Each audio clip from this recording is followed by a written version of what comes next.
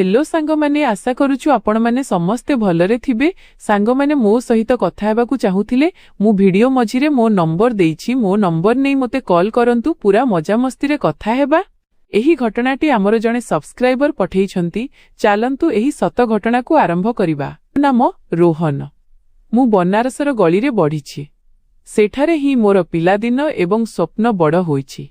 किंतु पाठपढ़ार निशा मोते मो मामूंक सहर लक्ष्नौ को नहीं आसिला, जहा निजर तहजीब, शिष्टाचार एवं नजाकत सौकुमार्य पई जनाशुना। एठारे मो मामू सुनील एक बैंक रे बड़ पदवी रे अछंती। माई सुमन घर को निजर बुद्धि एवं भल पाइबा देई सजांती एवं तांकर एकमात्र झियो मो भौणी परी आरती मोठारु 3 वर्ष बड़। से डाक्तर हेबा पई प्रस्तुत हेउछि। मामूंक स्वभाव कठोर, किंतु से हृदयरु बहुत भल। से निज नीति आदर्श रे दृढ़ रहंती, किंतु तांको आखिरे एक एमिति भल पाइबार चमक अछि जहा समस्तंक हृदय को छुई जाए। माई तांकर ठीक ओलटा, बहुत सरल एवं निष्पाप। से मामू को बहुत भल पाती एवं तांको विश्वस्ततार उदाहरण दिया जाए। आरती से मो पाई केवल जणे भौणी नुहे, बरं जणे भल बंधु मध्य। एक रातिरे जेतेबेले घंटार कंटा धमटा छुईला, मो रूम दरजारे एक हालुका शब्द हेला। मु समय देखिली तो मनरे एक अजब भय हेला। दरजा खोलिली तो सामनारे आरती ठिया होइथिला। तार मुह फिका पड़ी जाइथिला एवं आखिरे भय थिला। रोहन, मु एक बहुत डरावना स्वप्न देखिछि, जेउथिपाई मु बहुत डरी जाइछि। मोते निद हेउनी एवं रूमरे बहुत भय लागुछि। कौन मु तुम रूमरे सोई पारिबी? तार स्वररे एमिति असहायता थिला जे मु तुरंत तार कष्ट बुझीगली। काहींकि नुहे आरती, एहा तुमर मध्य घर, भितरकू आस। मु ताकू आश्वासन देली एवं पानी ग्लासे बढ़ाइली। से मो बेड पाखरे थिबा अन्य एक बेड रे सोईगला। सेही रातिरे आमे कथाबार्ता हेउथिलु, पिलादिनर दुष्टामी को मने पकाउथिलु एवं कथा कथारे आमकू निद आसीगला। सकाळे जेतेबेले मो आखि खोलिला, आरती निज रूमकू चली जाइथिला। मु तळकू गली तो जळखिया टेबुल रे मामू, माई एवं आरती पूर्वरु उपस्थित थिले। आरती हसी हसी मो आड़कू चाहिला एवं परे रातिर घटना माई को सुनाइला। माई हसी करी कहिले, पिलादिने मध्य एमिति करुथिलु, डरी करी सीधा मो पाखकू चाली आसुथिलु। मामू केवल हसिले। आरती जळखिया शेष कला एवं मोते कहिला कि शीघ्र कर, नचेत विलंब होइजिब। मु मो काररे आरती को तार मेडिकल कॉलेज छाड़िबाकू जाए एवं नेइकी मध्य आसे। जेतेबेले कि मामूंकर निज कार अछि जेउथिरे से बैंक जाआंती। मु शीघ्र जळखिया शेष कली एवं उठिली। मो बही उठाइली एवं आरती मध्य तार बही उठाइला। आमे काररे बसिबा परे निज गंतव्य स्थल आड़कू बाहरिलु। कॉलेज पहुंचिबा पर्यंत आम दुहिंक मध्यरे प्रतिदिन परी साधारण कथाबार्ता चलीथिला। परे मु आरती को तार कॉलेज रे ओह्लाइली। आरती मोते बाय कहिला एवं समय रे पुणी थरे नेबाकू आसीबा पई निर्देश देई काररू ओह्लाई कॉलेज भितरकू जिबाकू लागिला। मु आरती को एकलୟରେ चाहि रहिथिली जे एतिकी बेले पछरु कोनोसी कारर हर्न बाजिला एवं मु पुणी होसकू आसिली जे मु रास्ता रोकी ठिया होइथिली। आरती कॉलेज भितरकू जाई सारिथिला एवं मु मध्य मो कॉलेज आड़कू चलिली। आजी मोर कॉलेज रे मन लागु नथिला। बस एतिकी अपेक्षा थिला कि कॉलेज शेष हेउ एवं मु आरती को नेबाकू पहुंचीबी। आरती एते सुंदर जेमिति प्रकृतिर कोनोसी चमत्कार। तार केश कला, लंबा एवं रेशमी, आखि बहुत सुंदर एवं बड़ बड़, रंग बहुत गोरा, मुहरे सुंदर नाक एवं गोलापी ओठ, जहा बेसी पतला नुहे कि बेसी मोटा नुहे एवं उच्चता 5 फुट 6 इंच, गोरा रंग एवं आखि मनलोभा। मु आरती भावनारे हजी जाइथिली जे एतिकी बेले केही जणे आसी मोते पछरु कांधरे हालुका भावे हलेई देले एवं कहिले, आज्ञा आजी केउठी हजिछंती? मु पछकू चाहिली एवं हसिली। एहा मो बंधु पूजा थिला। पूजा एवं मु पिलादिनरु गोटिए स्कूल रे थिलु एवं एबे कॉलेज मध्य गोटिए थिला। पूजा मोर एमिति जणे बंधु थिला जहा सह मु सबु कथा शेयर करुथिली एवं से मध्य निजर सबु कथा मो सह शेयर करुथिला। मोर अन्य बंधु मध्य थिले, किंतु पूजा जेते निकटतर थिला सेते अन्य केही नथिले। हाँ, आज्ञा केउठी हजिछंती? मु कहिली किछि नाही, बस एमिति। पूजा बहुत जोर देला, किंतु स्वाभाविक भावे मु ताकू मो भावना विषय रे कहि निराश तो करि परिबी नाही एवं सेमिति मध्य जहा मु भाबुथिली ताहा तो मु कोनोसी परिस्थिति रे ताकू कहि परिबी नाही। पूजा एणेतेणे कथा आरंभ कला एवं मु मध्य ता सह गपरे लागि रहिली।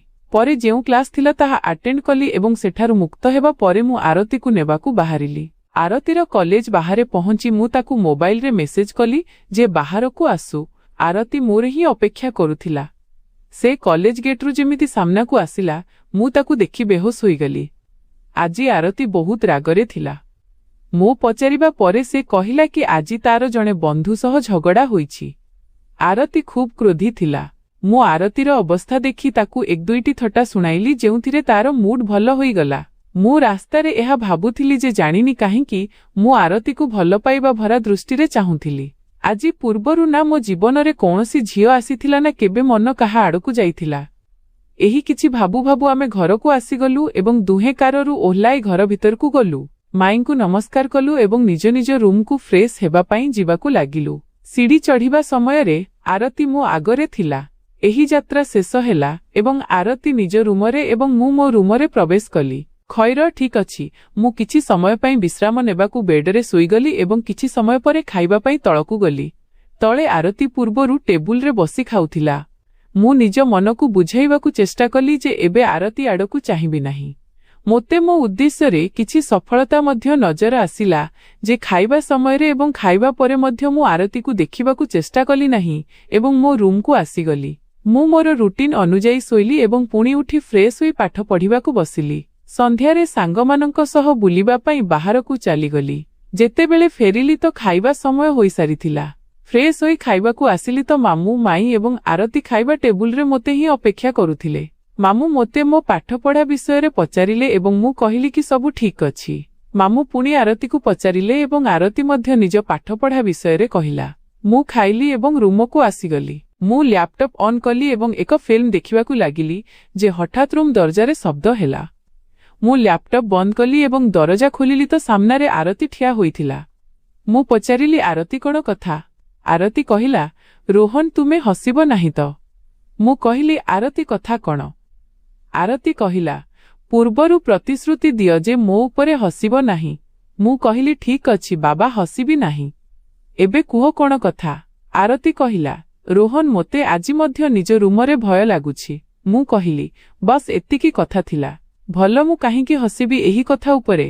ଏବେ ଆପଣଙ୍କୁ ଯେତେବେଳେ ବି ଭୟ ଲାଗୁଛି ତେବେ ଆପଣ ମୋ ରୁମକୁ ଆସି ଶୋଉଛନ୍ତି। ଏହା କୌଣସି ନୂଆ କଥା କି? ଆରତୀ କହିଲା କି ରୋହନ, ଆଜି ଯେତେବେଳେ ମାଇଁ ଏବଂ ମାମୁଁଙ୍କୁ ସକାଳେ ମୁଁ କହିଥିଲି କି ରାତିରେ ମୁଁ ଯେତେବେଳେ ସ୍ୱପ୍ନ ଦେଖି ଡରିଥିଲି ତ ମାଇଁ କେମିତି ହସିବା ଆରମ୍ଭ କରିଦେଇଥିଲେ। ସେଥିପାଇଁ ମୁଁ ଭାବିଲି କି ଏହା ଯେମିତି ନ ହେଉ କି ତୁମେ ମଧ୍ୟ ମୋ ଉପରେ ହସ। ମୁଁ କହିଲି, ନା ଆରତୀ, ଏମିତି କିଛି କଥା ନାହିଁ। ଏବେ ଆପଣଙ୍କୁ ଯେତେବେଳେ କେବେ ବି ଭୟ ଲାଗେ ତେବେ ଆସିଯାଆନ୍ତୁ। ଆରତୀ ହସିକରି କହିଲା, ଆଚ୍ଛା ଜି, କେମିତିକା ଭଲ ପାଇବା ତୁମର ମୋ ସହ? ଯେତେ ଭଲ ପାଇବା ଦେଖାଉଛ ସେତେ କରୁନାହୁଁ। ମୁଁ ହାଲୁକା ଅଭିମାନ କରି ଆରତୀକୁ ପଚାରିଲି କି ଆପଣ ଏମିତି କାହିଁକି କହିଲେ? ତେବେ ଆରତୀ କହିଲା, ମୁଁ ଗତ 5 ମିନିଟ୍ରୁ ତୁମ ରୁମ୍ ଦରଜାରେ ଠିଆ ହୋଇଛି। ତୁମେ ଏପର୍ଯ୍ୟନ୍ତ ମୋତେ ଭିତରକୁ ଆସିବାକୁ କହିଲ ହିଁ ନାହିଁ। ମୁଁ ଆରତୀର ଏହି କଥା ଉପରେ ଲଜ୍ଜିତ ହୋଇଗଲି। ମୋର ଖ୍ୟାଲ ହିଁ ରହିଲାନି କି ମୁଁ ଆରତୀକୁ ଭିତରକୁ ଆସିବାକୁ ତ କହିନାହିଁ। ମୁଁ ପାଖକୁ ଘୁଞ୍ଚିଗଲି ଏବଂ ଟିକେ ଆଗକୁ ନେଇ ଏକ ହାତରେ ଆରତୀକୁ ଭିତରକୁ ଆସିବାକୁ ଇସାରା କଲି। ଆରତୀ ମୋର ଏହି ଅନ୍ଦାଜ ଦେଖି ହସି ପକାଇଲା ଏବଂ ଭିତରକୁ ଆସିଲା। ଆରତୀ ବେଡ୍ ଉପରକୁ ଆସି ତକିଆ ଲଗାଇ ଶୋଇଗଲା ଏବଂ ମୁଁ ରୁମ୍ ଦରଜା ବନ୍ଦ କରିଦେଲି। ମୁଁ ମଧ୍ୟ ମୋ ବେଡ୍ରେ ଆସି ବସିଲି ଏବଂ ଆରତୀକୁ ପଚାରିଲି କି ଆରତୀ, ଆପଣ ଏତେ ରାଗି, ଯେତେବେଳେ କେବେ ଆପଣଙ୍କୁ ରାଗରେ ଦେଖେ ତେବେ ଆପଣଙ୍କୁ ଭୟ ଲାଗିବା ଆରମ୍ଭ ହୋଇଯାଏ। କିନ୍ତୁ ଯେତେବେଳେ ବି ଆପଣ କୌଣସି ଡରାଉଣା ସ୍ୱପ୍ନ ଦେଖନ୍ତି ତେବେ ଆପଣ ଏତେ ଡରିଯାଆନ୍ତି ଯେ ଆପଣ ଚିହ୍ନି ହୁଅନ୍ତି ନାହିଁ କି ଆପଣ ସେହି ରାଗି ଆରତୀ ବୋଲି। ଆରତୀ ମୋର ଏହି କଥା ଉପରେ ହସି ପକାଇଲା ଏବଂ କହିଲା କି ମୋତେ ନିଜେ ଜଣାନାହିଁ କି ଏହାର କ'ଣ କାରଣ, କିନ୍ତୁ ଯେତେବେଳେ ବି କାରଣ ଜଣାପଡ଼ିବ ତୁମକୁ ନିଶ୍ଚୟ କହିବି। ଆଚ୍ଛା, ଏବେ ବେଶୀ କଥାବାର୍ତ୍ତା କରନାହିଁ ଏବଂ ମୋତେ ଶୋଇବାକୁ ଦିଅ ଏବଂ ତୁମେ କ'ଣ କରିବ ଏବେ?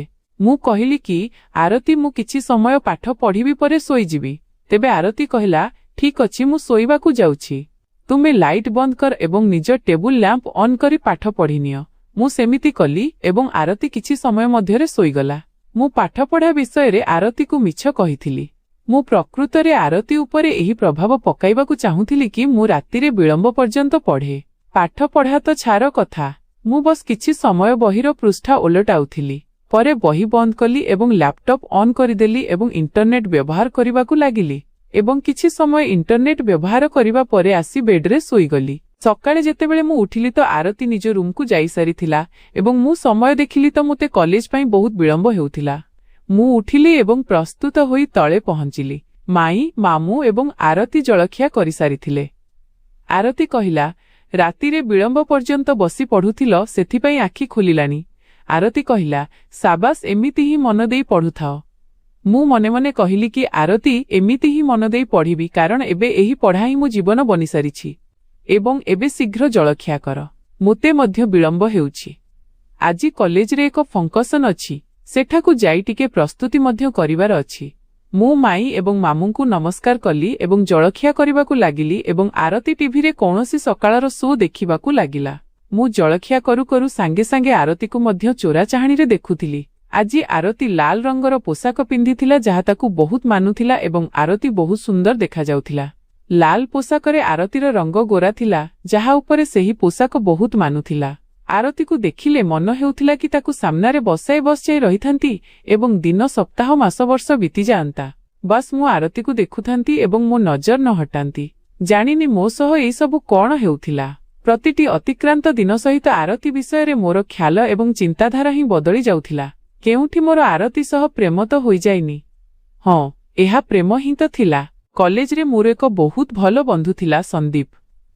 ସେ ଆମ କଲେଜର ଏକ ଝିଅକୁ ବହୁତ ଭଲ ପାଉଥିଲା ଏବଂ ସେହି ଝିଅ ଥିଲା ପୂଜା, ଯିଏକି ମୋର ଶ୍ରେଷ୍ଠ ବନ୍ଧୁ ଥିଲା। ପୂଜା ସନ୍ଦୀପକୁ ସେହି ନଜରରେ ପସନ୍ଦ କରୁନଥିଲା ଯେଉଁ ନଜରରେ ସନ୍ଦୀପ ତାକୁ ପସନ୍ଦ କରୁଥିଲା। କିନ୍ତୁ ପୂଜା ଜଣେ ଭଲ ବନ୍ଧୁର ନଜରରେ ସନ୍ଦୀପକୁ ନିଶ୍ଚୟ ପସନ୍ଦ କରୁଥିଲା। ସନ୍ଦୀପ ପୂଜାକୁ ସଚ୍ଚୋଟ ହୃଦୟରୁ ଭଲ ପାଉଥିଲା ଏବଂ ସନ୍ଦୀପ ହିଁ ଥରେ ମୋତେ କହିଥିଲା କି ଯେତେବେଳେ ଆପଣ ଦିନରାତି କୌଣସି ଜଣେ ବ୍ୟକ୍ତିଙ୍କ ବିଷୟରେ ଭାବିବା ଆରମ୍ଭ କରିଦିଅନ୍ତି ଏବଂ ତାପରେ ଆପଣଙ୍କ ଭିତରେ ଯେତେବେଳେ ଏହି ପ୍ରଶ୍ନ ଉଠେ କି କଣ ଆପଣଙ୍କୁ ସେହି ବ୍ୟକ୍ତିଙ୍କ ସହ ପ୍ରେମ ତ ହୋଇଯାଇନି, ତେବେ ବୁଝିଯାଆନ୍ତୁ କି ଆପଣ ସେହି ବ୍ୟକ୍ତିଙ୍କ ପ୍ରେମରେ ହୃଦୟରୁ ଗିରଫ ହୋଇସାରିଛନ୍ତି। ଯେତେବେଳେ ସନ୍ଦୀପ ନିଜର ଏହି ଫଲସଫା ଦର୍ଶନ ମୋତେ ଶୁଣାଇଲା ତ ମୋତେ ସେତେବେଳେ ତା ଉପରେ ହସ ଲାଗିଲା, କାରଣ ସେତେବେଳେ ମୁଁ କୌଣସି ଝିଅକୁ ଭଲ ପାଉନଥିଲି। ଏବେ ସ୍ୱାଭାବିକ ଭାବେ ପ୍ରେମ କରୁଥିବା ଲୋକ ହିଁ ଏହିପରି କଥାକୁ ବୁଝିଥାଏ। ଯିଏ ପ୍ରେମ ହିଁ କରିନାହିଁ ସେ ଏହିପରି ଫଲସଫା ଉପରେ ହସିବ।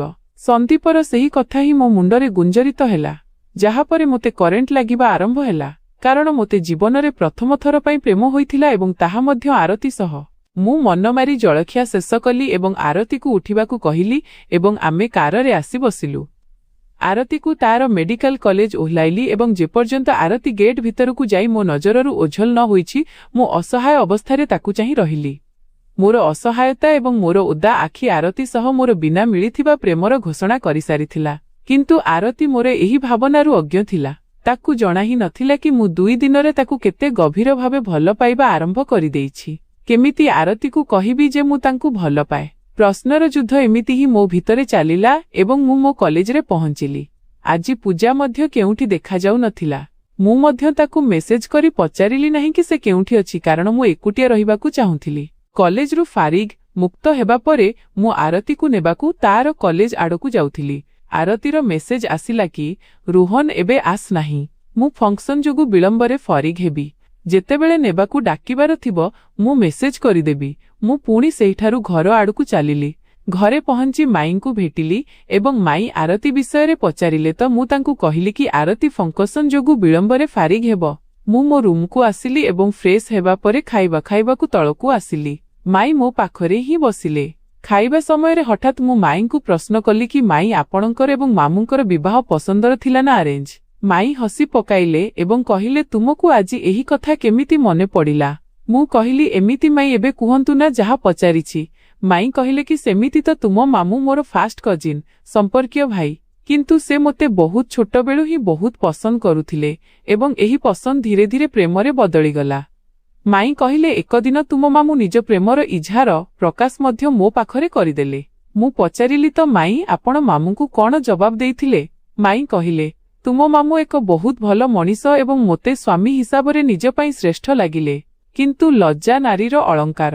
ସେଥିପାଇଁ ମୁଁ ତାଙ୍କୁ ସେତେବେଳେ ଜବାବରେ କିଛି କହିପାରିଲି ନାହିଁ। ତୁମ ମାମୁଁ ପୁଣି ଆମ ଘରକୁ ପ୍ରସ୍ତାବ ପଠାଇଲେ।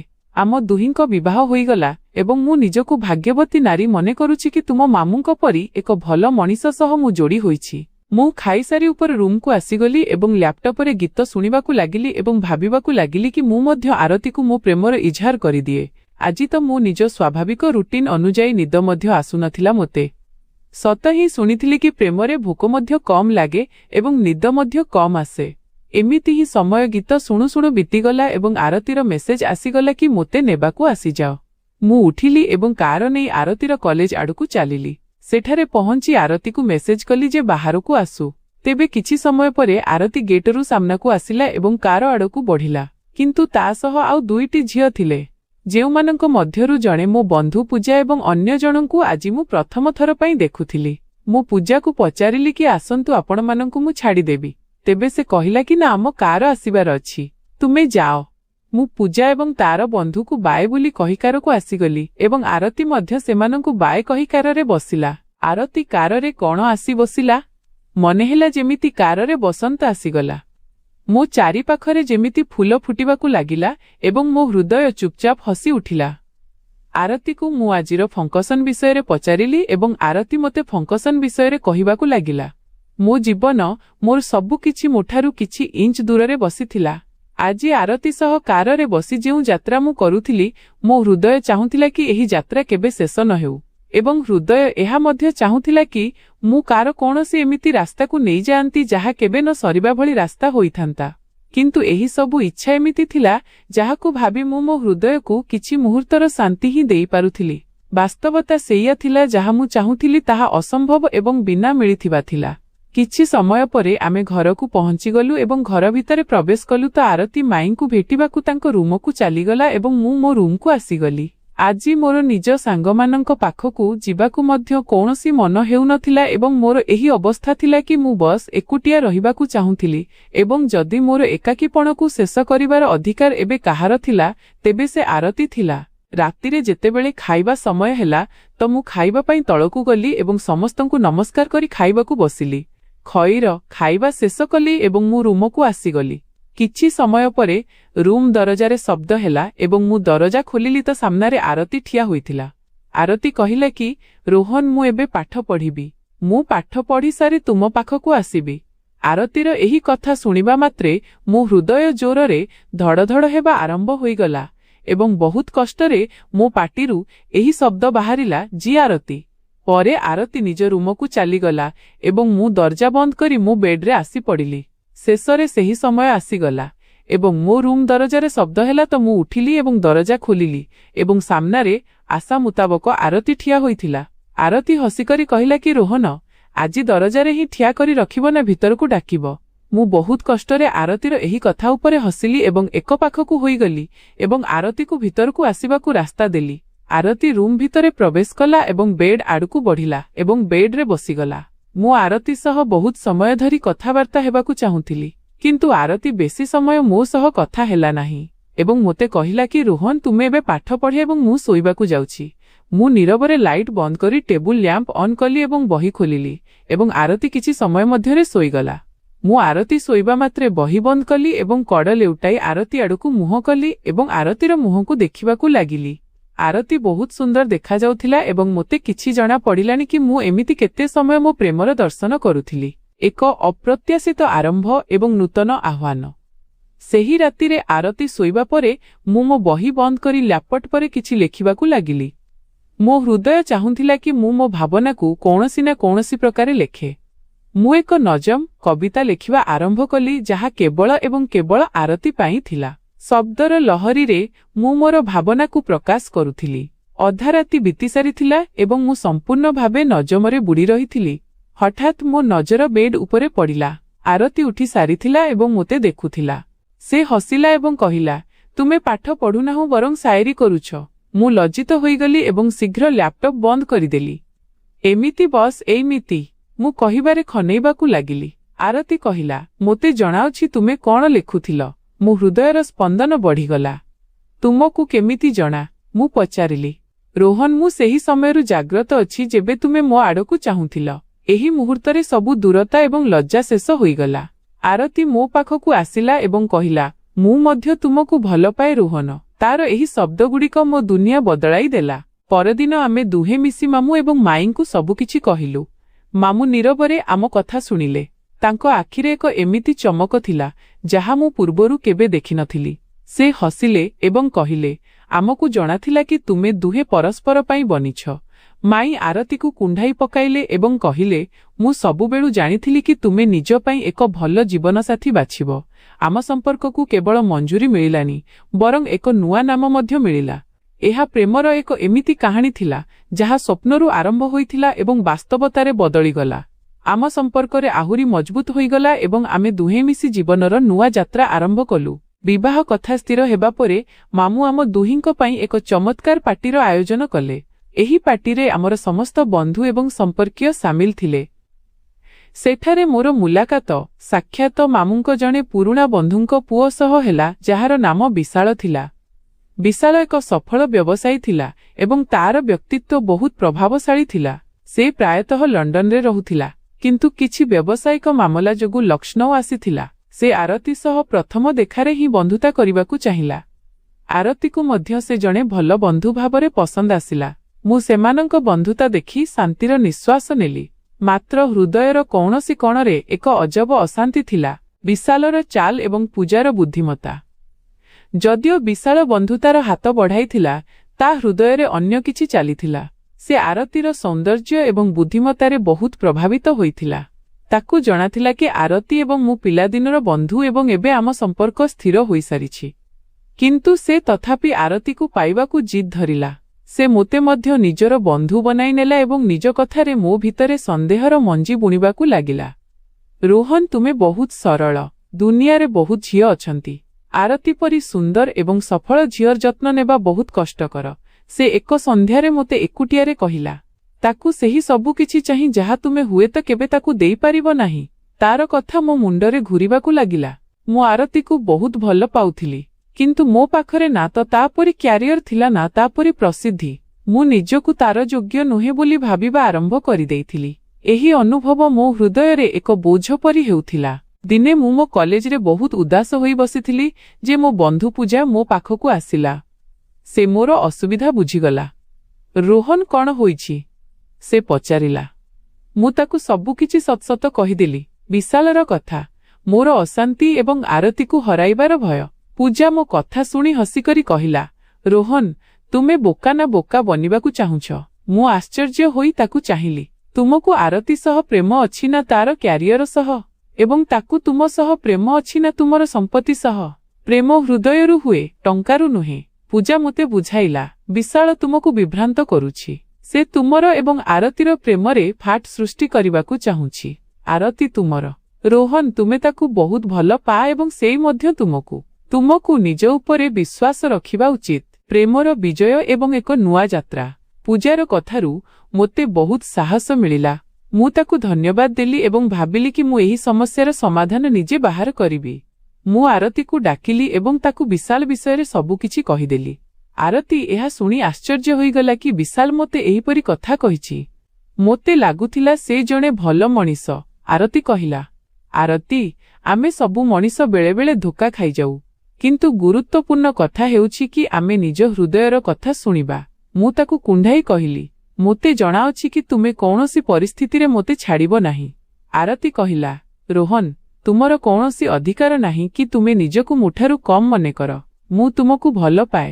ତୁମେ ହିଁ ମୋ ଦୁନିଆ। ସେହି ସନ୍ଧ୍ୟାରେ ବିଶାଳ ଆରତୀକୁ ଏକ ଦାମୀ ଉପହାର ଦେଲା। ଆରତୀ ଧନ୍ୟବାଦ ଦେଲା ଏବଂ ଉପହାର ଫେରାଇଦେଲା। ବିଶାଳ, ମୁଁ ତୁମର ଏହି ବନ୍ଧୁତାର ସମ୍ମାନ କରେ, କିନ୍ତୁ ମୋ ପାଇଁ ରୋହନଙ୍କ ବ୍ୟତୀତ ଅନ୍ୟ କେହି ନାହିଁ। ମୁଁ ତୁମକୁ ଭାଇ ହିସାବରେ ଦେଖେ। ବିଶାଳ ଆଶ୍ଚର୍ଯ୍ୟ ହୋଇଗଲା ଏବଂ ରାଗରେ ସେଠାରୁ ଚାଲିଗଲା। ତାକୁ କେବେ ମଧ୍ୟ ଏହା ଅନୁମାନ ନଥିଲା କି ତାର ଯୋଜନା ଏମିତି ବିଫଳ ହୋଇଯିବ। ଏହି ଘଟଣା ପରେ ଆମର ପ୍ରେମ ଆହୁରି ମଜବୁତ ହୋଇଗଲା। ଆରତୀ ଏବଂ ମୁଁ ମିଶି ନିଷ୍ପତ୍ତି ନେଲୁ କି ଆମେ ନିଜ ପାଠପଢ଼ା ଶେଷ କରିବା ପରେ ହିଁ ବିବାହ କରିବୁ। ଆରତୀ ମେଡିକାଲ କଲେଜରେ ବହୁତ ପରିଶ୍ରମ କଲା ଏବଂ ଡାକ୍ତର ହେଲା ଏବଂ ମୁଁ ମୋ କଲେଜରେ ଟପ୍ କଲି ଏବଂ ଏକ ସଫଳ ବ୍ୟବସାୟୀ ବନିଗଲି। ମାମୁଁ ଏବଂ ମାଇଁ ଆମ ସଫଳତାରେ ବହୁତ ଗର୍ବ ଅନୁଭବ କଲେ। ବିବାହର ତାରିଖ ସ୍ଥିର ହୋଇଗଲା ଏବଂ ଏକ ଦିନ ଯେତେବେଳେ ଆମେ ଦୁହେଁ ମିଶି ବିବାହ ପ୍ରସ୍ତୁତିରେ ବ୍ୟସ୍ତ ଥିଲୁ, ଆମେ ଆମ ପିଲାଦିନର ସ୍ୱପ୍ନକୁ ମନେ ପକାଇଲୁ। ଆମର ସ୍ୱପ୍ନ ଏକ ହୋଇସାରିଥିଲା ଏବଂ ଆମର ଭବିଷ୍ୟତର ରାସ୍ତା ମଧ୍ୟ ଏକ ହୋଇଯାଇଥିଲା। ଆମ ପ୍ରେମର ଏହି କାହାଣୀ ଏବେ ପ୍ରତିଟି ବିତିଯାଇଥିବା ରାତିର ସ୍ମୃତି ବନିସାରିଛି, ଯାହା ଆମକୁ ମନେ ପକାଇ ଦିଏ କି ପ୍ରେମ କେବେ ବି କେଉଁଠି ବି ଏବଂ ଯେକୌଣସି ସମୟରେ ଆପଣଙ୍କ ଜୀବନରେ ବସନ୍ତ ଆଣିପାରେ।